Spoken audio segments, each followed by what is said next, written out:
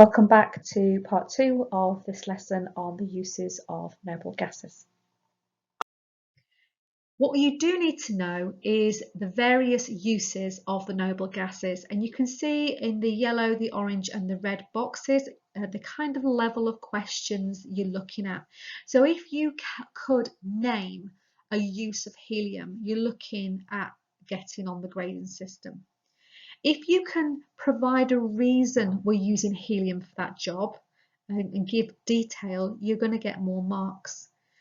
To get this into a higher level of understanding, what they're asking you to do is take your understanding of something like helium and apply it to a new use. So why would it use for something that you've never heard of before, and applying that knowledge. So the most common use we have for helium is balloons. So why do we use helium for balloons? Well, to take this into consideration, you've really got to think about air itself in comparison to helium. So air is a mixture of gases, but the most common gas is nitrogen. So you can see on the right-hand side there is an atom of nitrogen, and you can see the helium right next to it there. And look at the comparative size of it. Nitrogen is much bigger, much denser, much heavier than the helium. So if most of air is nitrogen, and you are pumping this balloon full of the helium, of course the atoms are much lighter and therefore they will float. So realistically, any element lighter than the nitrogen will float in air. It's just that helium is also very unreactive, and so it's much safer. So the next noble gas you need to know about is neon. Now, the most common use we can think of for neon is the neon lights. However, that's a little bit of a confusing one, because neon only releases the reddy orange light that you see. The other colours actually come from some of the other noble gases. So if you wanted a purple colour, you would use the argon. And if you would use blue, if you wanted a blue, you'd want to use the krypton. And that green colour you can see on the top right hand side, that's a mixture of noble gases and mercury. So neon lights is a bit of confusing one. It's really noble gas lights, but we tend to think of it as being neon lights, and this is our most common use of neon. Why does it work? Well, again, this is a little bit beyond what we need to know, but if you want to know, guys, there's a picture of sorry, forgive my computer, a picture of a neon light tube, and when the electricity is released or pressed on, the electrons from one atom escape and collide with other atoms, and that creates a lot of energy, and it creates the light energy that we see.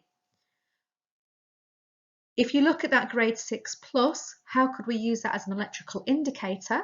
Well, if you had a wire and you didn't know it was live, you could attach it to a neon tube. If it glows, your electricity is on and it's live. You need to be careful. And if it doesn't glow, then your wire is dead. So you can use it as a safety indicator. The most common uses for argon are the light bulb and also for welding. And it's the same properties for argon that we need for both of these uses. So if you look at the top right hand corner, this light bulb, if that's full of air, and it used to be full of air, if that light bulb goes wrong and if it starts to spark, it can react with the oxygen in the air and cause an explosion. And that's quite dangerous. This is your light bulb. And that's not good. What they discovered was, if you use argon and if you pump that glass bulb full of argon instead, what you do is you force the oxygen out, and if something goes wrong with your light bulb, if that starts to spark, it's got nothing to react with, and therefore you don't have an explosion, and it's much safer. Now, for the same reasons, you use it in welding. You can see that picture there below. There's lots and lots of sparks going off there. If one of those sparks catches, you're going to have a fire, you're going to have an explosion. That's extremely dangerous.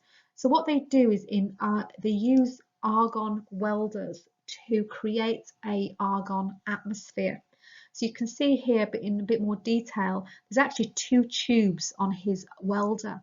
And that black tube coming into the bottom end of the welder is full of argon gas.